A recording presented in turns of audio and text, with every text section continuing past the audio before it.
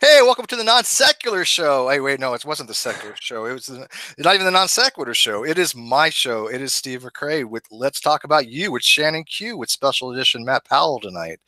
By the way, I do really want to thank the guy on the non-sequitur show that we just came from that did the outro on his guitar. He was amazing. To come up with a song on the fly like that, even though he called us the non-secular show, even though we are secular, I still thought it was amazing. It was great. So anyways, if you guys had watched that, go comment on how good that guy was. You could say that the whole video was shit. We didn't know what the fuck we were doing and the topic sucked. Who cares? Go praise that guy because he was good. So anyways, welcome you guys tonight. What we're going to be kind of doing a little bit, I've talked to Shannon Q here and I talked to Matt. Hi. And I thought we were going to kind of go through a little bit of Kent Hovind's Creationist Notebook number 9th edition with these two fine people and kind of explain in real time why some of the problems exist in some of his scientific claims and kind of let Matt actually do it and then Shannon facilitate. So let me get them to introduce themselves. Shannon, you get to go first because it's ladies first. Oh, fantastic. Hi, everybody. Sexist like that, yes. Yes, everybody knows your misogyny. It's totally. So I'm Shannon Q. Haven't been on this channel in a while, so hi guys. And I have a YouTube channel called Shannon Q. I am also the co-host of the Heathen Hour podcast on Godless Cranium's channel and the Background of the Apologia channel and on just about every other channel. I think I'm on Non-Sec this week, actually. I think I'm on Tuesday. I think you were. Do you know why you haven't been on this channel for a while? I'll tell you the honest truth. Why? Because people are scared to fucking death of you. Yeah, no, you think I'm exaggerating, but I'm like, please come on, like, no. Why won't people talk? I don't know. I'm trying. I'm so nice. Look, I'll tell everybody out there right now. I have been trying, and I know you guys are going to kill me for this, but I have trying to get Darwin's deity to come in and talk to Shannon. I'd love to talk to him. I know you want to, and I would love to facilitate that and watch it. I'll sit back. I don't even have to say anything, although I know Darwin's. He likes to engage with me for some reason, but whatever. If you can get Darwin to come in, I'm dead serious. He thinks I'm kidding him or something, or he's actually been telling people that I think he has such great arguments that I want him to come in to have a discussion with you because I think Darwin's is so brilliant. Okay, fine, let's go with that. Fine, whatever it takes. I don't care. I'd love to have a chat with him. I'm sure it was fun. You would. I would. Have you ever talked to him? You've never spoken with him before, have you? No, never. No. God bless your little heart. Okay. All right, moving on to Matt Powell, the infamous Matt Powell, who's been around the circuit a little bit. We won't get into detail about why he's infamous. I don't really care at this point. We're going to move on to bigger and better things. But you want to tell them about yourself there, man? Sure. Well, hey, everybody. My name's Matt Powell. You probably know me if I'm on Steve McRae's deal here. And thank you, Steve, for having me on. I have a very high respect for Steve McRae. I've done a little bit of research of his materials, and I don't know where this discussion's headed tonight, but definitely will be good. And thank you guys for tuning in and checking us out. And thank you, Steve, for having me on. Well, you're very welcome. This is where the dumpster fires start, and then we kind of move on from there. Yep. So, all right. So I sent you guys a couple links, and what I want you to do, are you on a computer or are you on a phone there, Matt? I'm on my PC. Okay, great. And I know some people might have seen this happen before the people. I don't remember ever doing it live, like maybe with Eric, I think I did once, but a lot of people have probably not seen what we're going to be doing here. So this might be new to them. If not, you get to relearn this stuff over again. So I want you to go to his Creationist Handbook, which is a seminar notebook that he entitled Arrival of the Fittest. And if you can screen share it for us would be even better. If not, maybe Shannon can. Or... I can do it. Okay, let me figure out how. For a woman, you're pretty smart.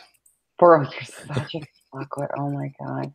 I mean, yeah, Steve, everything you say is the most accurate thing. See, she knows. I'm like she had actually said that I'm like in her top 5 people to just totally screw with and make fun of. And I appreciate that. That's a hell of a list to get on. That's true. That's a true story. There you go. Can you see? Yes. Awesome. All right. So I'm going to present you. And, oh, that's you. There we go. Oh, a Sandring $50 $50 super chat. Wow, Shannon and Steve, thank you, Sandring. That's unexpected, but I'll definitely take it because, as people know, the non sequitur show is not monetized, but people have been Patreon to that, and that's amazing. We appreciate that. We are saving those funds for when we probably need some software and hardware stuff, but this is my only source of income at the moment is this channel, so I appreciate it. Smitty, split that 50 with me as I work my ass off for this community. I'll figure out something to get back with you. I'll be mad. You know what? We're doing a store, and maybe I'll do like a contest. I'll give away some mugs or something. Best I can do on poor. Okay, so all right, so let's turn to page. Let's see here, 55, and that means actually in the pamphlet, not if it's a PDF or something. So actually in page 55, we'll start there because this is like the easiest one to do first, I think. And we're not going to do a whole bunch of them. I'm just going to kind of give you an idea of how to start debunking stuff, and maybe afterwards Matt can kind of take it from there. Holy smokes! What am I on right now? Page you're going to go to page 55. 33. Okay, one sec. In the actual. Did I just fly past the Nazi symbol? Oh my God, this is gonna. Yeah, I never. You know what? I thought I can go my entire life of having a Nazi symbol on my freaking channel, but nope. Do that today. No, not today. Today's the day swastika. They are revoking my Jew card. Slide, because why the hell not? All right. All right, there we go. All right, Okay. right there, perfect. Make it a little larger. But anyways, Matt, can you read the second claim there? Sure. Let me see here. The one where it says 1 part of Dima? Yes, sir. Okay, it says 1 part of Dima, a baby frozen mammoth, was 40,000. Another part was 26,000. And the wood immediately around the carcass was 9 to 10,000. Troy L. Pugh. Okay.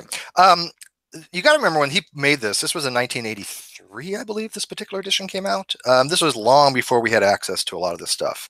I actually sent you a copy of the Quaternary Stratigraphic Nomenclature in Unglaciated Central Alaska Geological Survey Professional Paper 862, which I've looked over numerous times. You can do this on your own. You can do it right now, either or. If you want to open that, do you find baby Dima in there anywhere?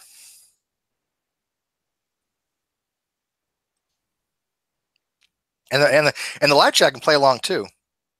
Do they want the links for this? They probably should, huh? Is this the second link that you sent me this morning, Steve? Yes. Do you want me to go search through it? If you wish, absolutely. Because I already know what you're going to find. Nothing? Nothing. And while you're doing that, so you can validate that, we can already play ahead and go, okay, well, the source material was just incorrectly cited. Okay, fair enough. Let's assume that's the case. If you wanted to just like skip the actual going looking for this, because it's not in there. I did send you the actual paper. Matt, if you can look on Google, and this is not as easy as it sounds because Google's weird on this, but somehow try to find when baby Dima was actually discovered and where it was actually discovered. The live audience already knows the answer. Somebody already like spurted it out, but that's okay. It's just, no spurting, everyone. You spurt away all over my channel. All right. Spurt free. This is a spurt. With my life, it's definitely spurt free. Yeah. I'm looking right now. I kind of want him to find it because that way he can actually validate that this is legit information. It's not us making anything up. He's actually finding it for himself when baby Dima was discovered and where it was discovered. It says the frozen carcass was found May of this year. Looks like 2007. Nope, it was before then. Was it? Okay. Let me look at another source. If you need 1977? Yes, 1977, correct. And do you know where it was? Does it say? Or just trust me? It looks like there's a lot of material on this. I can tell you right now, it was Siberia. It was in Alaska. Not Alaska. It was Siberia. Yeah, it says the Siberia Railroad. Okay. Yeah. All right. So it's 1977 in Siberia. When was that published paper on the Quaternary Stratigraphic Nomenclature and Unglaciated Central America Geological Professional Papers 862 published? It looks like it's in his notebook, by the way. Okay, let me pull it up. Chris, I gotta get back to the page. Page 58, you said? 55. 55, all right. 1975. Okay. Wow. So here's some possibilities. Hovind is a time traveler. Hovind is psychic. Or more likely, because I've asked him about this, he didn't validate his sources, and he got this from ICR because they didn't validate their sources. And this is what's called secondary redactors. These are basically people that have taken a story, ran with it, not caring if anybody's ever going to look at this stuff, because what do you think the chances are of this paper, this technical paper, being available in 1983 for the general public? I guess you could say that. I mean, shucks. I mean, obviously it's 2 years off. So that is true. So okay, it's obvious he had something wrong. Okay. But I mean, nobody's perfect. I mean, sure, would I have done better on my sources? Absolutely. But I mean, everybody makes mistakes. Fair enough, and we can do that. Trust me. But this is going to be showing a pattern. Okay, I can do this literally with every one of his scientific claims and show. I've read this thing quite a numerous times. But you do admit that this one clearly is falsified, right? Based on the sources that I've seen, yes. Okay, fair enough. And I actually brought in this attention, and you know what Hovind told me? He would be changing it in future editions if I sent him all this information. And I did. Do you think he's changed anything? Well, I would say he's a busy guy. Probably not. This was 4 years ago. And how many times has he been on my channel? He has no interest in fixing this. Yeah. Well, I mean, it is a minor mistake. Is it a mistake? Sure. But it's such a minor mistake that I can't say it's worth. I mean, if you look at the fact, the fact is that one part was, was dated at 40,000 years old. Another part was dated at 26,000 years old. And what was dated? This is the second part of the thing. What was actually dated? Well, obviously, it looks like just certain parts of it and the wood around it. It was not actually.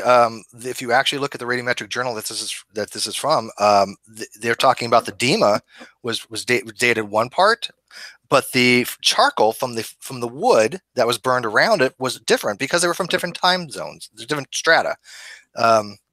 This is one thing you have to look at when you look at these kinds of relationships.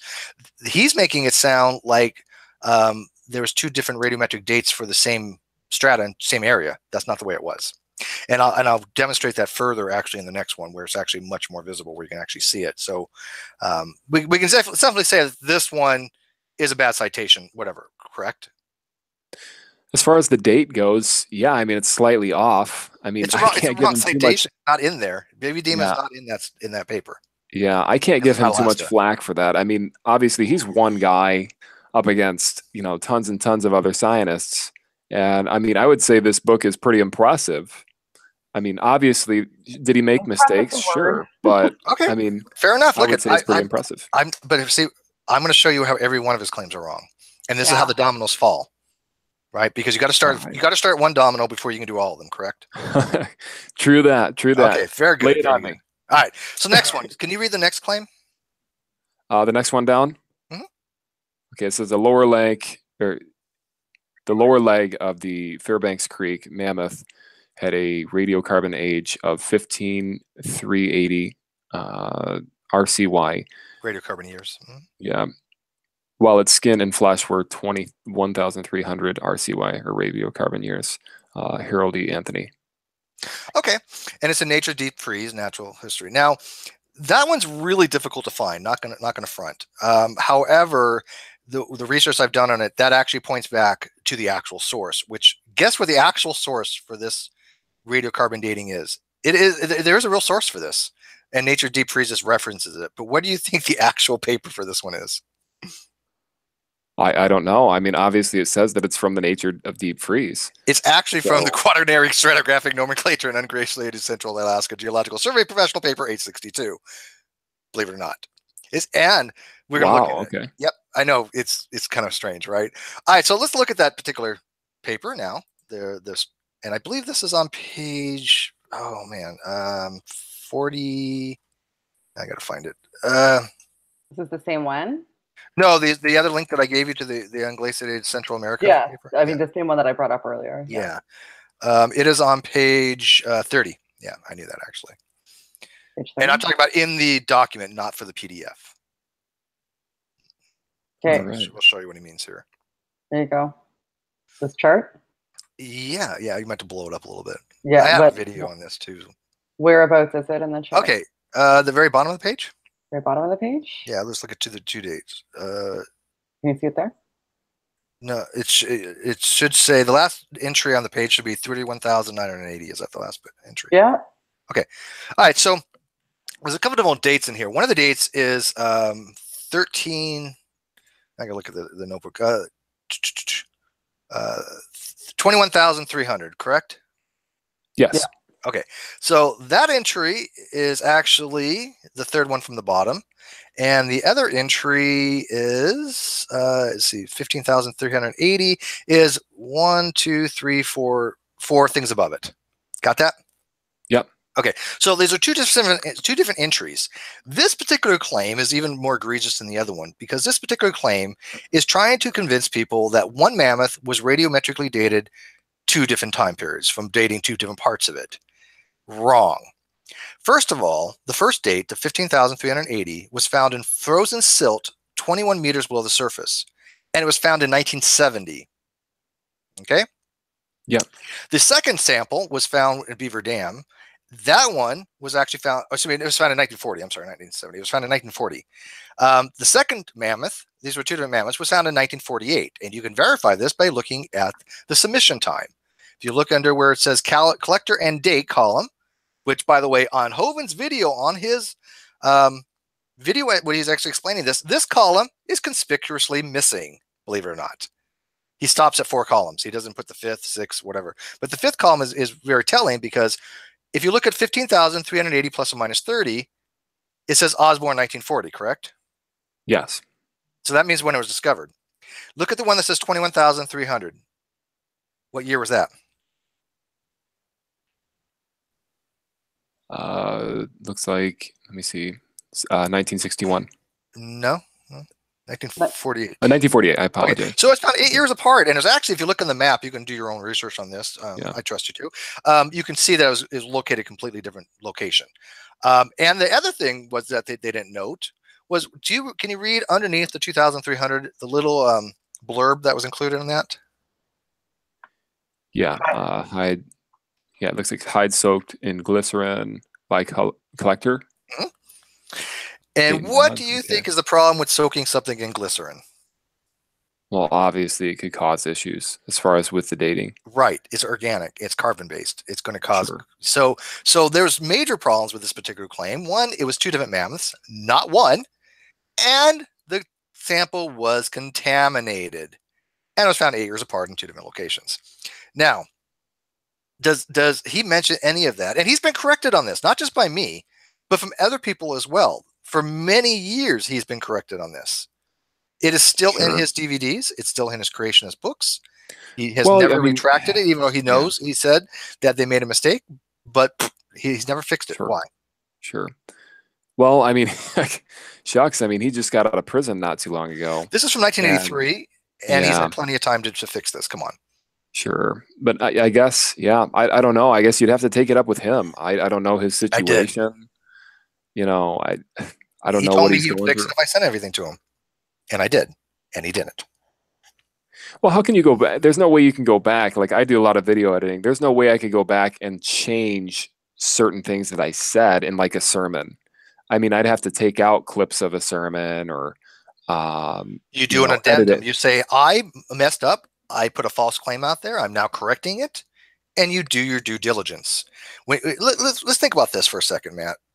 If I was a con artist and I knew you didn't have the ability to go research your stuff like I have done on this, back in 1983 when we didn't have the internet, you would look at these 2 claims and you would buy in. You personally would have bought into them without even verifying them, would you not? And be honest. Well, sure, but here's the thing too, Steve. You have to look at. I mean, obviously, are there claims that are obviously incorrect? Sure, but this is just based on dating and certain other things. I mean, but when we look at the issue of evolution itself, I mean, there's just so much evidence against it. Well, we're going to be looking at whether it's dated in 1948 or 1960 or 1944, whenever it was discovered, doesn't make a difference. What makes a difference is the fact that these claims are indeed valid. Well, then why doesn't Hovind use any of those claims? If there's actual claims against evolution, they don't exist in this particular handbook because I've looked at every one of these claims. Every one of these claims is wrong. and I'm going to be continuing to show you. But you agree that that particular claim, as I've shown you, is not true. It was not a single mammoth. Yeah, it was based two. on the Okay, so- information okay. I've seen, yes. Okay, awesome. At this point, Shannon, you want to add anything? Yeah, I guess we missed a super chat from JMD Apologetics. So I'm sorry. sorry too. I saw it, and then I'm so sorry, JMD. I do not ignore my super chats. You want to read that off, Shannon? I can't see it right now. He just sent me a Twitter message. Let me see. It said, "You don't have to be a young Earth creationist to be a Christian." So sorry, JMD, we missed it. That is very true. But yeah, I just wanted to say that I think a lot of the issue is, I mean, people reference this quite often. I mean, you've referenced Hovind before, right, Matt? So absolutely, yeah. And people look to him and they see him as, you know, a pinnacle, because this is put together in a fashion that has the artifice of scientific efficacy, and all of it has been systematically disproved in the fashion that we're going through with you now. I mean, if we continue down this road, I think that you're going to continue to see these types of things brought to light. So I just hope that you have an open mind and understand that we're, you know, that a lot of this is it's bad. But it does have the art of legitimacy, right? I mean, I gotta admit, Hovind's skill. This looks legit, right? I mean, he's got skills to make this look as its actual science. And he plays on trust. People trust him. I mean, he's charming, and he will assert that these things are facts. If you call him on it, he'll say, "Yeah, I'll change it." Well, here's the thing, though, too, guys. I mean, in his defense, you know, and I can't speak for Hovind. Obviously, I mean, if you've sent him all this stuff and he hasn't corrected it, obviously somebody needs to talk to him further. You know, and if I have to talk to him about it, that's fine. I'll give him a call and. Well, that's fine. I'm not doing this for Hovind. Okay, I've known Hovind a long time. I'm doing this for you, right? And for the people that want to see this kind of stuff, because all this is doing is showing that he's not credible in any way, shape, or form. This is credibility, because every one of his claims. I'm not going to show you all of them, but just FYI, you do realize he has no actual doctorate, right? I mean, that is another claim that he's made that's wrong. He has no doctorate of any kind. He has no master's degree. He has no bachelor's degree.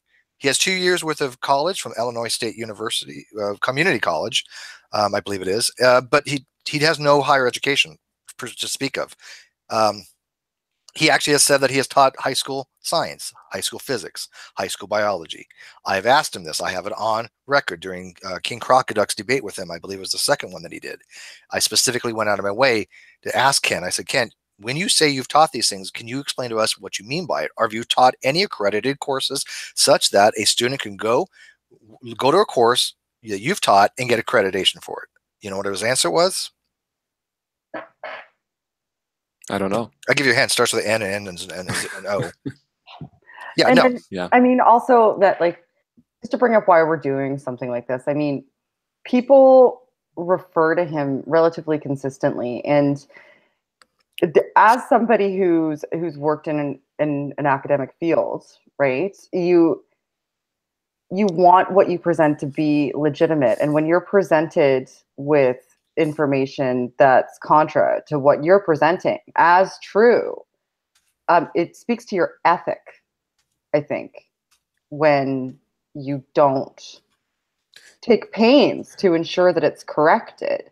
So then you have to kind of ask yourself, what could somebody's motivation be? And I mean, you can only say, well, he's a busy guy, so many times before you realize that more than 20 years has passed and nobody's that busy. And also look at the fact that he has had these things pointed out to him consistently in the fashion that we're doing to you now, where it's very clear as day.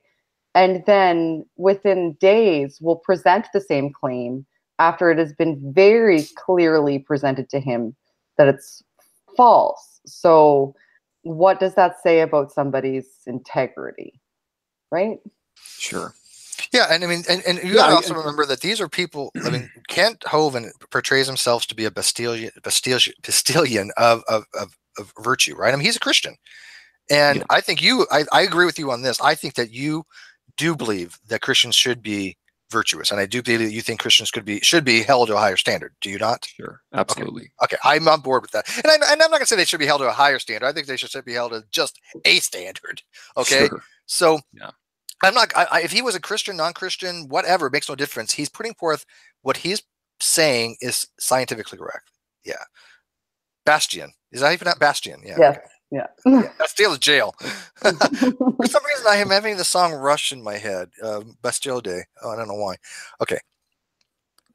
Tangent. Way too much coffee. Okay, so let's kind of go to some of the You other are kinds of. talking kind of fast, Steve. I love my Oh, I wasn't even kidding. I was dying during the non sequitur show because I'm like, I've so got to pee. I'm even telling Matt, dude, I just. I remember I'm that. old. Don't fault me for that. Don't mock me because I got a small bladder. Okay. All right. What page am I going to, sir? 54. 54. So we're going back up. Okay. Yeah, we're just going to kind of like go around here because obviously Okay. we're on time crunch. Well, what about his actual claim? What about his actual claim, though? I'll tell you what. Let invalid? me do this one, and then you can give me a claim of yours if you want. Is that fair? Well, yeah, I guess I'm just curious because, you know, as far as Hovind goes, I guess I don't really have any comment other than the fact that if he's wrong on this, sure, he should address it and he should change. But I guess that's kind of between the skeptics and him. Well, but these are the claims that young Earth creationists all over the place are using to try to put forth the young Earth creationist narrative, right? Oh, people well, you could still put forth that narrative based on the facts that are presented. Because like these are facts, even though they might be 2 years off. They're still they're not facts. Baby Dima was not found in Alaska. It was not radiocarbon dated two different dates. The other one, it was not the same mammoth that was radiocarbon dated in two different ways. It was two different mammoths. He's trying to convince people that radiometric dating doesn't work because saying, hey, look, here's a mammoth. They dated the front legs this, and they dated the hind quarter of the same mammoth and got way different dates off thousands of years. Clearly, it doesn't work. No, it was two different mammoths that they were talking about. Quaternary narrative is very misleading. Because he's just wrong on that. It's factually wrong. You can go to the actual source now, the Quaternary Stratigraphic and Unglaciated Central Alaska paper, which, by the way, again, is out there now, wasn't when he did this. And you can see that it was two different mammoths found at two different locations, found 8 years apart, and one of the samples had been contaminated.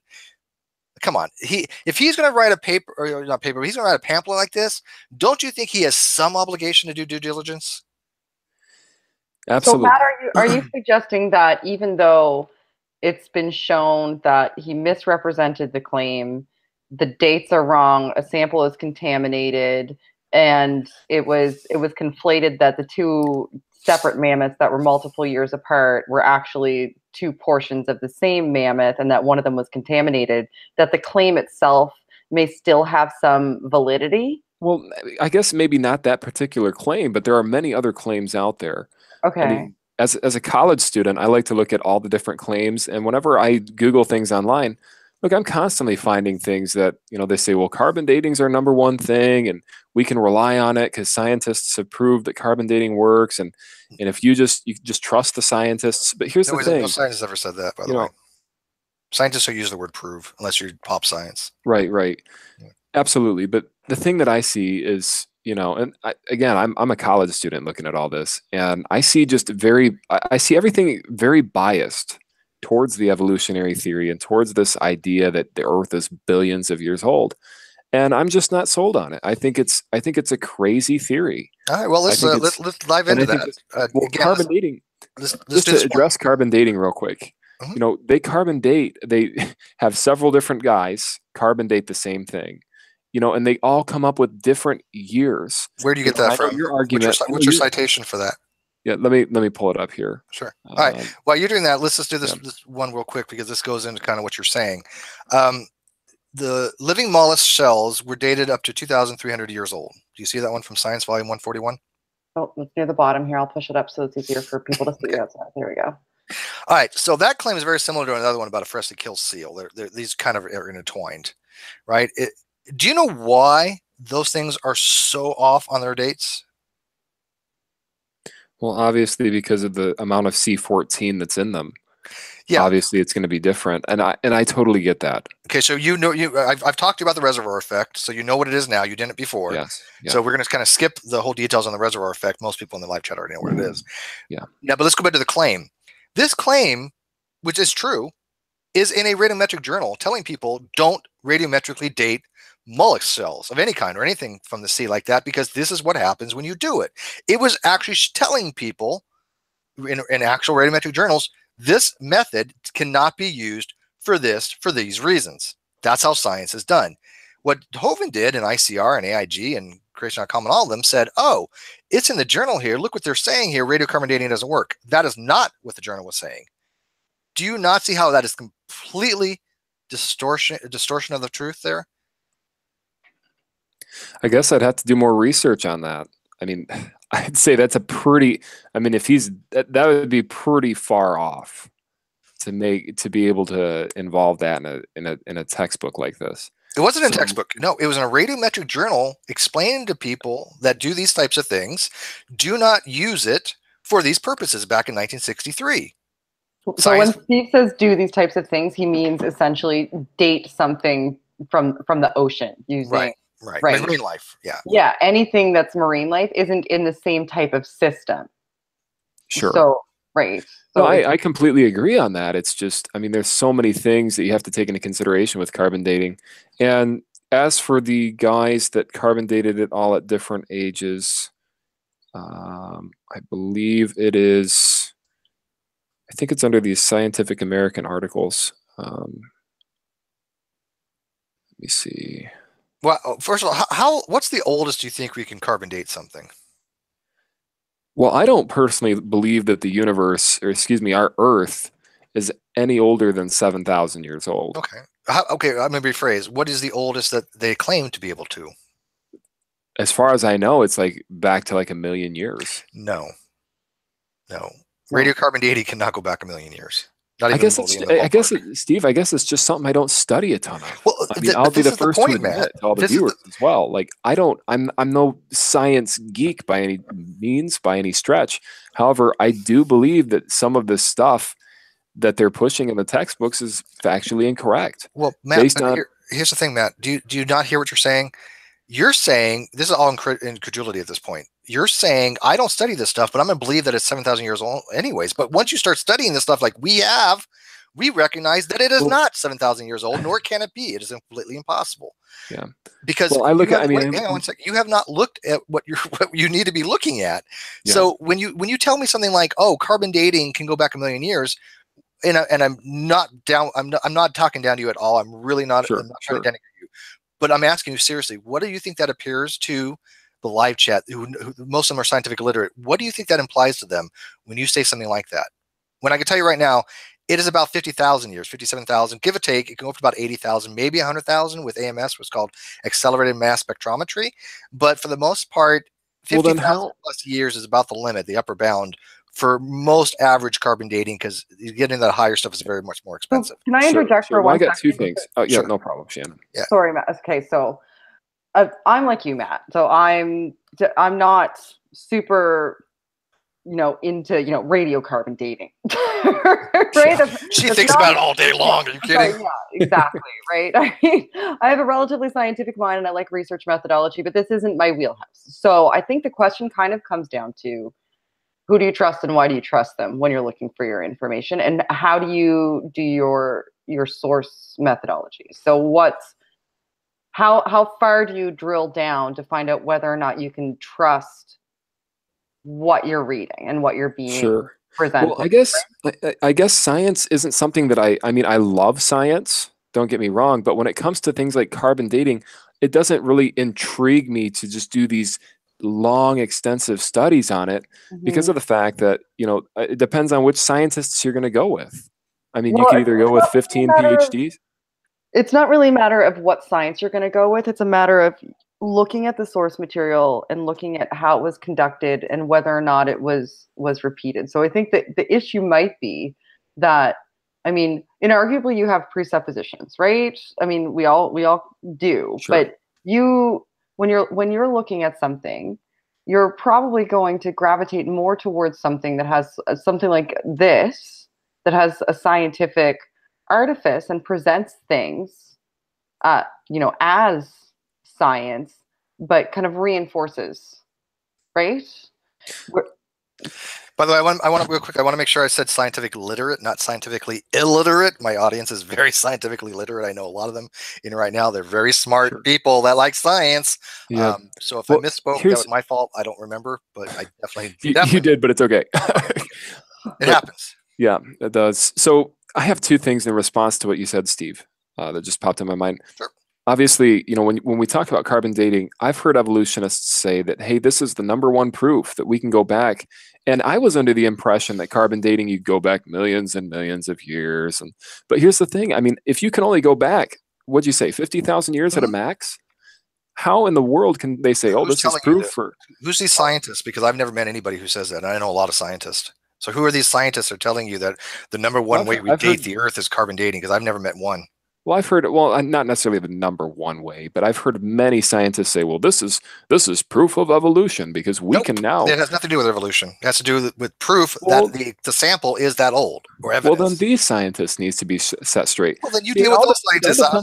I'm not here to defend what you may or may not have heard from a scientist. I'm going with what we have in front of us, which is Hovind, and I don't really care about anecdotal things, right? I mean, if you're going to some scientist said, who cares? Deal with them. I'm telling you what you can actually validate right now. Does it make sense? Right. Okay. Absolutely. Absolutely. And I'm not going to lie. Maybe Kent Hovind has a couple things that he needs to adjust. Every one of these things. I'm telling you right now, every one of his claims is wrong. It's not even a matter of but here's of them. It's every one. Well, there's a couple minor ones that he got right, which are just like quotes. Yeah, he got a quote.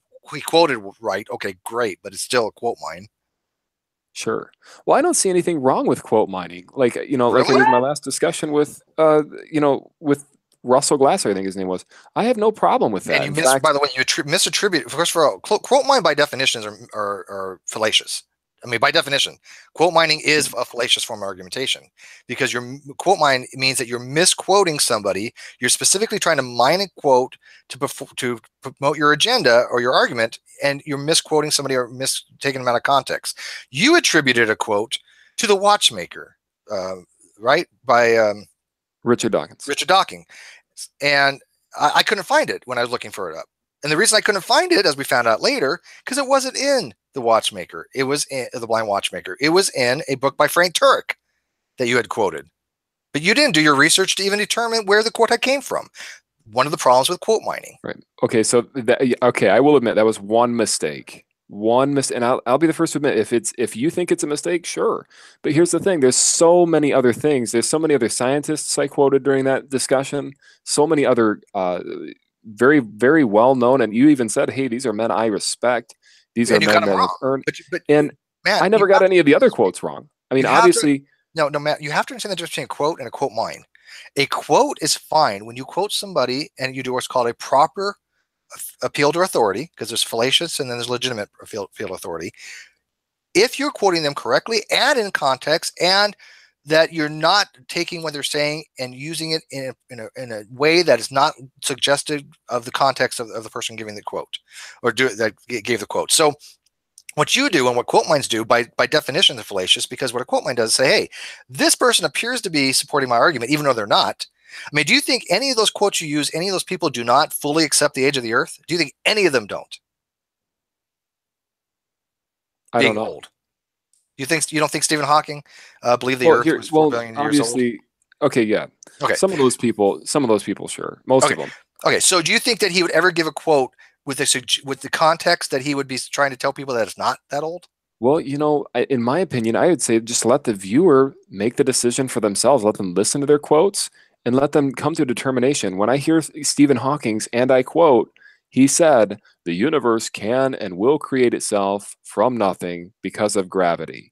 Okay. I mean, what kind of nonsense? But let me explain this to you. When you take a quote, you don't know what comes before it and after it.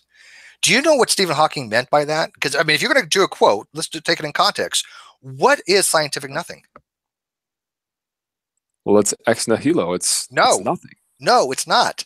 Absolutely not. There's actually 10 things that Lawrence Krauss points out that could be scientifically nothing. It could be something with a vacuum space. Well, It could be maybe without mass. It could be mathematically. without energy. It could be without fields. It could be without 10 different string dimensions. No, ex nihilo is philosophical nothing. That is not what Stephen Hawking was talking about at all.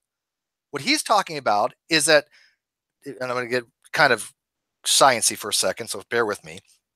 But what he's talking about, because like I said, if you're going to quote somebody, you've got to know what the hell they're trying to say. Is there something called a quantum fluctuations in what's called metastable false vacuum? And a metastable false vacuum is just a fancy word of saying it's not quite a vacuum. You can go a little bit lower, and it fluctuates between the quantum lowest state and the metastable false vacuum. And these quantum fluctuations can actually result in a emergence of a universe. Okay. And there's actually a paper, a mathematical paper that you can go find, I can send it to you, that demonstrates the mathematical possibility of this is greater than 0. Matter of fact, it actually says, given enough time, this is likely to happen. Okay? So he's not talking about ex nihilo. What he's talking about is based upon what we know about quantum mechanics, a universe can come from that. And that's what they're speaking of. Now, are they asserting that is what happened? I don't think they go that far. Well, what gives them the right? It is not a 0 probability or impossibility. Well, I mean, they changed the meaning. They're like, people are upset with us for changing the meaning of nothing. No, they didn't. No, Matt, this is why somebody like yourself who's not quite there yet in science doesn't understand how this stuff works. Because look they're not changing the meaning of the word nothing. They're saying when we are using this particular word in this particular field, this is how we're using it. Because words are used polysemous in multiple different ways, right? One word means in one field means something different in another field. We see it all the time, right? Even evolution means different things in different fields. Information means different things in different fields. You name a word, I can tell you in most fields, it's going to change from one discipline to another. In science, when they're talking about astrophysics, nothing means literally the base level, which is a quantum foam, they call it. That's what they mean by nothing. There's no mass, there's no matter, there's no there's an energy field called a Higgs field, but there's nothing else there. There's no matter. Okay, so if you don't know what a Higgs field is, or you know what imparts mass to a particle, then of course you're going to read Hawking and go, he's just thinking he's saying it's coming from ex nihilo. That's not what he's saying. Well, actually, here's the thing. But Steve Hawking point blank said. He point blank said, he says, the universe can and will create itself from nothing because of gravity. Then he defines what nothing is, and it's exactly the way I would define nothing. He's like, once there was no time, once there was no space, once there was no energy. There was no space and time, but there was still quantum fluctuations. So how in the world can you say, oh my, there's no first cause, there's nothing outside of time, just everything is stuck in time. How could time bring about itself? How could these things bring about themselves? Let me ask you this, Matt. Do you have any idea how much it takes to learn stuff about quantum mechanics? Just the basics. Well, I can imagine it would probably take a lot. So to try to read something like Hawking and say, oh, this is what he means by that, that's just dishonest. Because the man was a very well-read, educated person. He understood space-time. He understood things like inflation theory and gravity. So what you're doing is you're just misattributing what you think he meant by nothing, and that's dishonest. No, I completely agree with him on what he means by there was nothing, and so there was no time, no space. No, I believe that. I completely agree with him on it. But to say that there's nothing in the sense of there's no God. And then just poof, one day, all of a sudden, here we are. He didn't. It just doesn't make any sense. He didn't mention anything about that. And the mathematics, if you look at the formulas, which are very, very complicated, way beyond my level, there's no God in that equation. So the math works out. Now, if you can deny math, you say, you know what, the math sucks. I don't believe the math. Okay, great. But to misattribute what he meant by that and what Krauss means by that, and I think Krauss he probably didn't do the greatest job explaining to people. Whatever, but I read most of his book, and I read chapter 9, I think it was especially, which was called "Nothing is Something," because he literally is telling people, even when we say nothing, there is something. Philosophical nothing means no attributes, no properties, no nothing, and I don't think that's even possible. Who knows? But they certainly don't say that it's possible, or they don't know if it's possible. Now, they don't say that we've ever discovered it because we haven't. But I mean, if you want to get back on some other topic of what you claim will want to, and maybe Shannon and I can kind of, because she's let's give Matt an opportunity. Yeah. Like, so do you want me to stop screen sharing? Yeah, yes, please. Well, okay, so if I could just state, as far as Hovind goes, I mean, look, you guys got to take this up with him. And I understand you guys are saying that you've already taken this up with him and that you've already talked to him about it. Look, I don't know the whole situation. I mean, he seems like a great guy. Whenever I talk to him on the phone, great, very down to earth man. But obviously, I'm not going to let anybody's charisma determine how I believe things. Obviously, I personally think he speaks a lot of truth, and obviously, he's a human being just like myself and just like all of us. And he's going to make mistakes. Kind of to highlight, though. Yeah, these are the same claims you find on RCR, AIG. They're not just his claims. These are ubiquitous among young Earth creationists. Well, who else are they sourcing? Because I'm sure there's plenty of other sources out there. They source themselves. They source themselves, exactly. I'm going to turn this over to Shannon real quick. Shannon, you're the expert on this kind of secondary. AIG? Yeah, for sure. Of redaction, redactors and people kind of praising themselves. Look, this is true because my blog said so. You want to take this one? Well, I mean, yeah, sure. I've spent more time than is reasonable. Not only thoroughly reading research specifically from AIG. AIG is more my wheelhouse than Kent, and Eric too, like Creation Today show sort of claims. But I've read a lot of the AIG articles, and I'm not always super familiar with the field.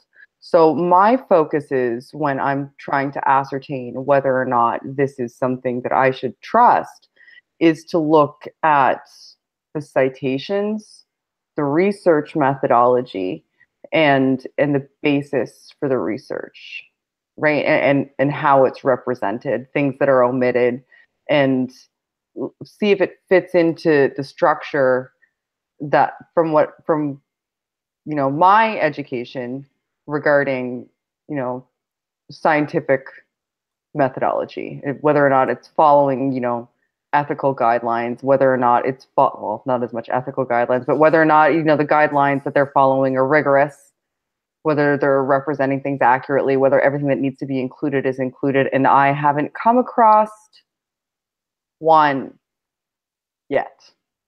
Not one. Well, let me ask you real quick, Shannon. Are you familiar with the statement of faith that they have to? Yes, absolutely. Quote unquote scientists have to use, and I'm sorry, I'm not going to legitimize them as being scientists. They're not, and the reason they're not scientists is because of this very reason. So, can you kind of maybe explain to people this? Well, the statement of faith is, that's even if you're selling popcorn there, you have to sign a statement of faith, which is it's fine, sure, a bit because you can be a Christian and do fantastic science, but one of the things that's an issue for me is I was looking through not just a paper individually, but also their submission process. Now, if you look at the AIG website, their submission process is suspect, because there's actually a section where you can fill out who it is that should peer review your paper, which is just unheard of. Just to get hey, buddy, can you do this for me? Yeah, there's a chart. And it also says it in very, very plain language in their submission guidelines that they will work with you to edit your paper to fit the biblical framework. Like, it very clearly says that. It says, if it doesn't fit into our goal, which is to reinforce the biblical narrative, not only will we not publish it, we will work with you, if it's close enough, to edit it so that it does. Like, you'll have somebody assigned to you, and we'll redraft it with you. Now, that's bonkers. That's not science. I mean, Matt, could you agree that that's magazine editing? Yeah, if you want to have, exactly. That's cosmopolitan type stuff. Look, if you want to have a presupposition that God exists, that's fine. You can do that. Anybody can have presup like that. But when you're in science, you cannot have presups like that. Matter of fact, to be a scientist, you must be objective, and you must have open-mindedness, and you must go where the evidence leads you. You don't start with your conclusion in science and find evidence for it. you start with a hypothesis to think you may explain something, and then you try to find evidence against your hypothesis. You actually try to disprove your hypothesis, and you continue to until you reach a point where you can say, you know what, I can't disprove this. I'm gonna tentatively take it as being true until such time that it gets falsified. And you publish your results regardless as well, Yes. right? Yes. So you'll publish null results. So if when you're doing science, you'll have a null and an alternative hypothesis, and you're hoping to reject the null hypothesis. Obviously, like the null hypothesis is essentially that statistically there's not going to be a change, and like a chance would predict the same as the null hypothesis, essentially, right? And then your alternative hypothesis is essentially your working hypothesis, the one that you're hoping to reinforce. And you're looking to reject the null, and that's supposed to be kind of proof for the alternative hypothesis. But if you can't reject the null statistically, once you analyze your data set, you still publish your results because they're valuable, because they show you that there's no support for your specific alternative hypothesis, or it shows you that you're going to need to reformulate your research methodology. Oh, you mean there's all kinds of reasons, but you'll still generally publish your. Yeah, somebody else could reformulate it. Somebody else could do, Exactly. You don't just in science, you don't just throw away things that don't support your preferred hypothesis and only publish things that do. That's dishonest. That's not the way that science can and should and does function when done well. Double A, and I hate to ask it, but he says, Matt, have you ever had your honesty scrutinized? And look, I don't think Matt's a dishonest person as far as like he's going around lying to people, right? That's not Matt. I think he's a good guy when it comes to wanting to know the truth. I think he's intellectually dishonest, and I don't mean that pejoratively. When I say intellectually dishonest, It means that you start with a narrative and you have a cognitive bias where you reject everything else, and that to me is a form of dishonesty, even though it's not like a deliberate lie. Does that make sense? It's not like you're going out of your way to reject this. And it's called Morton's demon, actually, is the term used. Have you heard that term? Absolutely, yeah. I have heard that term, yeah. Okay, so I mean, what would you like to ask as far as what you think is evidence that you've heard? Because again, you haven't studied science that much. You haven't done the research that Shannon has done as far as these claims and these people that write in these journals. By the way, actually, my name might be mentioned in a creationist journal, possibly. Sure. Yeah. Humphreys is responding to Dr. Henke and Dr. Schultz on the helium diffusion rates, and I've been corresponding with them, and he might do an addendum to one of the papers in the journal, and if he does, then he will give attribution to the videos, which obviously is on my channel. So I might get mentioned in a creationist. We'll see, but. All right, so self-promotion there. Let's continue with the self-promotion. Like and subscribe. I'm going to do the Mr. Atheist thing. Like and subscribe. I like him. Mr. Atheist is awesome. All right, so go ahead, Matt. What you got for us? Yeah, I guess I don't really have too many comments other than the fact that I was very familiar actually with that, that the creationists do that. But again, I think it depends on the lens that you have on. And yes, we should follow the evidence where it leads. But I personally believe all the evidence points to younger Earth and design all at the same time. Obviously, if the universe is not eternal, then obviously there has to be something outside of eternity. But when it comes to the young Earth thing and this theory of evolution, obviously, I think the number one thing that puts the nail in the coffin against it is the recent discovery that was made with the dinosaur fossils. Oh, don't say Mary Schweitzer. Oh, let's do it. And I'm totally for it. I'm 100% for it. Because I think there's so much evidence. Okay. I mean, obviously, these fossils contain tissue that is not fossilized. He wants to go there. That's fine, yeah. Then Mary was on this channel, you know that. Yeah, I got to warn you ahead of time. I have talked to Mary Schweitzer directly this, and I was asked as a layperson. I was asked as a layperson from Dr. Fuzz Rana, who wrote a book, "Dinosaur Blood and the Age of the Earth." He sent me a free copy so I can read it and kind of get my opinion as a layperson, which was I was honored to do so because I've been now, I think 4 questions of mine have been actually posed on his question of the week on his Facebook page. Right. So I did learn a little bit about this topic. Yeah. Well, I mean, just because Mary Schweitzer made this great discovery, which is, I mean, it's a very profound discovery. Just because she made it and she has a claim about it doesn't mean that her claim is true. I would say let's follow the evidence where it leads. All right, let's do that real quick. Super chat 6660132. And by the way, Zero was helped somebody get a fridge the other day. Yes, Very, very sweet of you, dude. So make it have cold beer. He says I missed it. What evidence did he claim there was for young Earth? We're getting in there right now. So anyways, okay. So let's do this systematically, and maybe Shannon can kind of facilitate this with her little ears. What the? Okay. I'm wearing cat ears now. I'm going crazy because it's past midnight. Yeah, that's your bedtime. That's okay. We'll do this for like another 20 minutes. Yeah, okay, so what do you think Mary Schweitzer's claim was? Let's take this systematically. What do you think her claim was? Well, all I know is her claim was that these things were contained somehow and that they were not exposed to the elements and they were buried in the sediment. That is obviously her claim, but I disagree as far as she makes this claim and says, well, it was buried in sediment and, you know, buried for millions and millions of years. But, you know, the landmass is constantly changing and, you know, just about anywhere it would have been hit by a hurricane or. You didn't read her papers, did you? Because her papers her findings were not that they were buried. Do you know what she's actually known for discovering? Well, isn't she a paleontologist? Yes, but do you know what put her on the map? Do you know why her discovery is so profound? No, I can't say I do. Then why would you say it's evidence against evolution? If you don't know I what would say it's this particular claim. It's this particular discovery that she's made. She doesn't. The bones themselves, the 65 million years or the 68 million years, that was done by other people. She did carbon date some of them just for shits and giggles, but yeah, we know you can't carbon date that. That's why they did that on purpose. But that was not her thing to fame, man. And it's weirdly weird for you to go, well, my best evidence against the age of the Earth and evolution is what Mary Schweitzer said, and you don't know what she said. You didn't read her papers. Well, it's not determined on what you know. This argument isn't really determined on what she said, you know, or what she didn't say. It's more determined on the fact that these fossils still contain tissue that is not fossilized. And why did it? Okay, what was the tissue, and why was it not as permafossil? Well, obviously, it was blood vessels and so forth. No.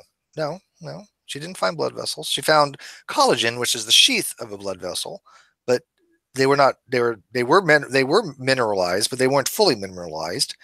But Sure. They were collagen, and collagen is a very structurally sound protein. It's a triple helical protein, if I remember correctly. You need something to break it down normally. You need something like collagenase, which is an enzyme that breaks down collagen, or you need bacteria, or you need something to actually kind of be a mechanism by which it breaks down. If it's hermetically sealed, given the conditions she had, and she demonstrated that the iron from heme, which is part of hemoglobin, was actually acting as a preservational mechanism. And this was verified by independent lab sometime later. So it wasn't just her, it was some other independent lab that verified it. And that's why she's put on the map, because when she discovered this, Jack Horner, her advisor at the time, who was a very famous paleontologist, said, this should be your PhD thesis. This is something you should run with and see what happens. And he coaxed her into it. And because we didn't at the time know that this kind of tissue, which by the way was not soft at the time, it was soaked in acid for several days, could actually last that long. And yet she found that it could, and she discovered the mechanism, which is a very critical thing in science, of how it got preserved for so long. Shannon, would you say that's a pretty decent assessment? Yeah. Sorry, I was trolling your chat. Pay attention. One purpose. You have one job. No, I've heard it so many times though, right? Like, I mean, I did the video with Paul on it, and I watched the Hangout, and I read through some of the papers, and yeah, she's brought up so frequently, and it's entirely misrepresented. It's misrepresented as though she cracked open a bone and it started bleeding. Yeah, I mean that's definitely not what I'm saying. Or there was like a blood vessel, like an exposed blood vessel inside. Like that's not it. It's not it. They found some collagen, which she'll even say, like, if you go back, you can watch the hangout on this channel when she was here, and she said, My you know, channel. yeah, on my channel, Steve's channel, shameless self-promotion for Steve. Like But and subscribe. yeah, like and subscribe. Or, you know, I mean, you can watch a better synopsis of it on Paul's channel. This is true, Paul. You know what? I'm not even gonna front. Paul did a fucking He amazing, did a fucking better fantastic job. Yes. But anyway, like she said, collagen is an incredibly durable substance. You would expect for it to be able to be preserved for that long. There wasn't blood, like it wasn't really like skin soft tissue. When she had to soak it in an acid bath for like ages in order to even extract something that still even really wouldn't be soft tissue by our classification. They call it soft tissue because it's not bone. Bone is hard tissue. Right. Okay, so it's not bone. That's why they call it soft tissue. It doesn't mean I was like pliable, like it was skin. Right. Yeah. At the time. This is two totally different answers though, because when I had my discussion, I don't know if you remember this or not, Shannon, but with Jackson Wheat, I think it was on your channel. Yeah. Jackson Wheat and I had talked about this, and Jackson Wheat's answer was completely different. He said it is true, and any of the viewers can go back to this discussion. It's on my channel as well. You know, he did say that it is true that we made this discovery, and that there are tiny bits of unfossilized tissues. Yes, that's but true. He said that it was due to the sediment and them being in areas where it's airtight. Yeah, it was hermetically sealed. Not that it's in an area. Wrong, I think that your material, like, yes. Yeah. But you guys are saying that it's because of the fact that it's a harder Matt, material. Collagen is a harder material. No. Listen, if you read Dr. Fazrana's book, Dinosaur Blood and the Age of the Earth. That's why when he sent me a free copy, so I can just hawk it for him, right? It's a really small book, but it's informative, but it is really small. But he points out like 10, I think it's 10 major things, the reasons why. One of them was that it's hermetically sealed. One of them was that it's a structurally sound protein. Right. One of them was obviously the iron. There's a whole bunch of factors that went into these things. Let's go to the first. Let's talk about the first. You want me to factor. get the book? I have it here somewhere. Well, let's just talk about the first factor. Everybody's like, well, it was sealed up, and because of the fact that it was sealed, we can assume that. And I agree. If something is sealed, obviously it's not going to age. You put something in your freezer, and it's frozen. It's good for a long time. Do you know how it's unsealed? But do you know the story of the bone? Do you know how it became unsealed? No, I can't say that I do. But when it comes to this specific issue, Steve, you have to take all of the other elements and situations into consideration. Because obviously the Earth would have been hit by a flood at some point in these areas. The Great Canyon or the Grand Canyon was caused by a flood. This is your preconceptions. This is your preconceptions, not looking at the facts. Absolutely not. It's science from your guys' point of view. They say, look, water rained on the rocks for millions of years. Obviously, if the Earth is billions of years old, at some point these areas would have become exposed. There's no getting around it. No. You don't make. You see, this is where you make the mistake. Hermetically sealed means it was sealed inside the bone. What happened was, because you didn't know this story, again, it's really weird when a person comes in and says all of science is wrong, Mary Schweitzer is wrong, these people with PhDs are wrong, even though I don't know anything about the topic. I didn't read their papers. I didn't read any of the books. I don't know anything about it, but I'm just going to assert they're wrong. What happened was this was a T-Rex femur, and they were transporting it, and it was large. It was too big to be transported properly. So did they cut it in half or it broke? I don't remember. I think it broke when they were trying to remove it. I think it broke. It sounded like a canyon or something. It was. Yeah, I don't remember. A chasm, and they couldn't. God, I wish I did. It broke. I'm pretty sure it broke when they were trying to get it out. I'm like, yeah, they broke it, and it exposed the middle part, and that's when she kind of said, "Hey, you know what? We've never really dived into what's in the middle of one of these things. What can I find?"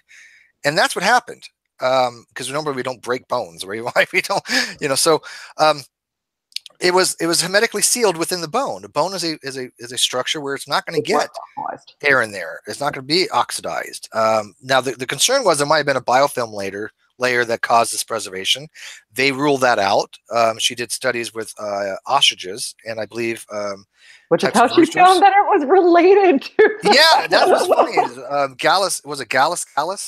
Yeah, it was the ostrich that ended up being the most closely related, and that's how she was able to. Yes. She had to map on. I can't remember exactly. I'm getting tired. Ostracites.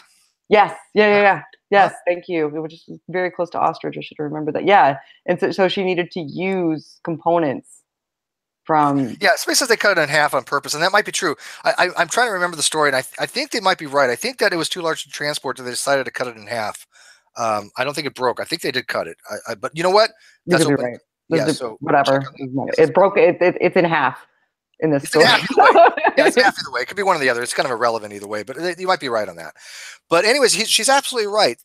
She discovered that the most closest bone to this type of structure, the spongy type bone, was ostrich. And she actually was able to determine that the dinosaur, one of them, with these samples, determined that it was pregnant at one time. It was a female. It had given birth because of the bone density changes. And so they knew enough about these topics to say not only did this bone be this old, but it gave birth, because we love Hovind when he says, you find a fossil, you can't tell if it had offspring, which makes no difference whatsoever freaking ever.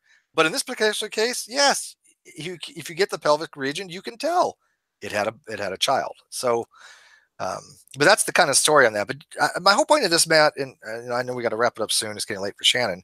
Yeah, I'm going is crazy. that do you honestly think that you've done your due diligence to look in these stories, or do you think, and be super honest, you have 200 people watching right now, do you think that you have just taken your presupposition and worked everything around that, just like as Shannon has said, with those quote unquote scientists that have to sign that statement of faith that anything they find scientifically cannot disprove the young earth, and they'll work with people to manipulate the data in order to make it fit the young earth creation narrative? Do you not think that you're doing the same thing? Well, I think everybody has a presupposition. I think everybody is going to have a bias of some sort. But when it comes to the scientific discoveries themselves, I would say follow the evidence where it leads. If it leads to an old earth, which I don't think is personally possible, follow the evidence if you think it leads there. But as a viewer, I would encourage you to look into different sources. Look at creationist sources. Look at evolutionist sources. Kent Hovind's not perfect. How and would you neither was Ernest Haeckel and the fraud that went on. Hang on, that's another claim. Haeckel was actually very honest. Do you know the story? I mean, Haeckel was convicted of fraud. No, he was not. No, he was. Go find evidence of that. Hovind is absolutely wrong on that. He was not convicted of fraud. Bullshit. Haeckel was one of the best illustrators for anatomy of all time. Him and Romer were very good at drawings. Okay, what Haeckel did was he exaggerated certain things in certain diagrams, just as we would to show examples of something when we're trying to show of what we're trying to emphasize. It wasn't to mislead people. It wasn't to promote anti-evolution or to promote evolution. He was showing exaggerations for a reason. And do you know what ontology recapitulates phylogeny means? No. Okay. What that means is basically during the embryonic states of different things, they believe that various stages of embryonic development would kind of go through similar phases, from like embryo to fetus to how should I say it? This is a really hard concept because I'm not an embryologist. It'd be zygote, blastocyst, zygote, embryo. Yeah, I don't remember the name. Yeah, but basically, during the embryonic stages, it kind of expressed all different forms that it did throughout its phylogeny. So when they say ontology recapitulates phylogeny, it means during the embryonic stages, it expresses all those different forms throughout phylogenetics prior to it. This is a false thing. But you know what? It made sense at the time to them. It wasn't like it was far-fetched from what I understand.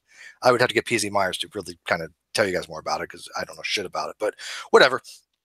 But he didn't commit fraud. He just exaggerated certain things. And they come to find out that now his drawings are actually pretty well spot on. There's just certain things are exaggerated. But when we did the microfinch and we actually showed embryos during developed stages, every day they would take a picture of one, it's pretty damn well exactly the same. Except for minor things that he had exaggerated for illustrative purposes. That's all it was. Again, Hovind making a claim that's completely wrong that you yourself, Matt, did not go personally try to verify. This is what we're saying about young earth creationists. I implore you, do some due diligence. Be honest with yourself. Forget everything you know about anything. Start from scratch. Tabula rasa. Forget about religion, whatever else. If God wants you to know something, he's going to want you to know the truth. Would you not agree? No, I completely agree. Okay, then say, you know what, God, I want to know the truth. And start from scratch. Go look at a young earth creationist claim and you try to falsify it yourself. That's how you approach science. You try to disprove it. I've done it myself. I'm like, God, I don't really, not, well, I'm not really talking to God, but I go, hey, you know what? This is really weird. I don't know if this makes sense. Let me see if I can try to falsify it. And like, I did that originally with holographic principle when I first heard of it. I was like, what the hell is this bullshit? Right? But then I found out it's a real thing, and I actually learned about it and go, oh, well, that actually makes sense now, right? That's the approach that you should take on this stuff. So will you come back? Because you said before you would, but you never looked at anything. Will you do it this time and kind of check it out and maybe kind of? Yeah, actually, I will make a commitment to look into this a little bit more. Obviously, I'm a pretty busy guy, but I don't mind looking into some of these things, because obviously it's a bigger issue than I thought. And so a lot of shit with science, dude. It's yeah, a lot of stuff. I mean, it's complicated. Let's be realistic here. Sure. I guess it's just not something that I spend my whole entire life looking. I mean, obviously, I like to study science. It intrigues me, but I don't think you could ever, like these Hawking's and Dawkins and all these guys say, I don't think you could ever scientifically disprove a deity. I don't think you need to. I would never even ask you to do that. I agree with you. I'm a Gnostic, dude. Yeah. So what do I got to worry about it? I believe like that too. I don't think you can disprove scientifically a god or prove there's a god. I agree with you. Sure. Yeah. Well, the burden of proof lies on the one making the claim, and obviously, you guys have brought forth some things about Hovind. I have to look into these things. I guess I can't just on the spot say, "Oh yeah, Kent Hovind's a liar." Sure. Because obviously, it depends on the sources. There's so many sources, and so. I don't mind taking a deeper look at this. And Steve, if you want having me back on your channel, whatever you want to do, even if you want to just talk in person, that's fine. Sure. Whatever you feel most comfortable, I'm more than happy to. But it'll probably take me a couple weeks. Yeah, of course, no rush. And like I said, everybody who's kind of done this has kind of realized I was right, and I'm not like saying, hey, look, Steve's right. But even Eric, who I had this conversation with from Think Easy, I think even he took a second hard look. And I had this talk with Wayne Fillmore, who left Young Earth Creationism after I debated him on Macroevolution. I've had this talk with Hunter Bailey. He's no longer a Young Earth Creationist. And I know other people have spoken to you as well. So this is not something that I'm that concerned about. I know what I'm telling you is the truth because I've done my due diligence, and I'm confident that I've done my due diligence. And even though I'm not a scientist, even though I'm not an expert in anything, I've done this long enough. I'm really not. Yeah, please don't ever. Yeah, it drives me nuts. Oh, Steve's an expert. No, I'm not. Even though I went to nuke school, I'm not even an expert on nuclear stuff. It's just I knew about it. All right. So sure. So I'm gonna let actually Shannon get the last word. So Matt, why don't you go next? Then Shannon can kind of take us out with those ears. Sounds good. All right. Well, it was a beneficial discussion. I actually really enjoyed this one. Obviously, Steve, I was expecting more of a, because I do so many of these debates on God and so forth, but I thought this was a beneficial discussion. Thank you. And I appreciate the fact that you obviously, you care in some sense for people, and that's obvious. And so I gladly received that. And, I care for you guys. I care for this world. And, I will definitely do some research on this, and I would be more than happy to get back with you. And we'll obviously follow the evidence where it leads. Well, I can take that as a huge compliment, and I do appreciate that very, very, very, very much. So Shannon, why don't you take us out, say goodbye to the audience, and thank you guys for watching this and the super chats. I do these things, because I enjoy them, and the fact that people do want to listen to them really is awesome to me, and that people get stuff out of it. And especially because I'm not kidding. I want to help Matt out. I'm not just, doing this for the views. I'm not just doing this for the super chats or whatever. I think I can get through to him. I think other people have tried. We wouldn't waste that much time and effort on somebody if we didn't think the possibility existed. So Shannon? Sure. Okay. First and foremost, don't encourage Steve, Matt. That's my first rule. Don't encourage. She has a lot of rules about me. But thank you for coming and hanging out again. And I enjoy that you're kind of open, but I would really like for you to take a really deep, long look at how you decide whether or not a source is valid and trustworthy. Just to do some introspection about that. I think that that would be a good exercise for all of us, not just for you, for everybody. That's a good exercise, I think. Indeed. And yeah, so that would be my parting note, is just, have a real hard look at whether or not you're just, accepting things that reinforce. And if you are doing that, do you do the due diligence to find out whether or not you're just accepting it because it looks good and fits in with what you're already thinking, or if you're going, for a deeper dive. And I clearly you're capable, and I know that you can. So I hope you do that, and I can't wait to see how that pans out. And thanks. Sure. Thank you, guys. Thank you all. Good night, and we'll see you tomorrow on the Non Sequitur Show. By the way, I might be doing a recap like at the end of the week of the Non Sequitur Show, because I'll be trying to do after shows, and we're still going to be doing after shows every so often, but I kind of want to do like a weekly thing. So we'll kind of go from there. But anyways, thanks for watching all. I hope people did get something out of this, and thank you, Shannon, for joining us. I know it's really late for you, so we're going to let you go to bed. And Matt, thank you, man, for allowing us to have a conversation with you about this. And I agree with you. It was productive. Good night. Yeah.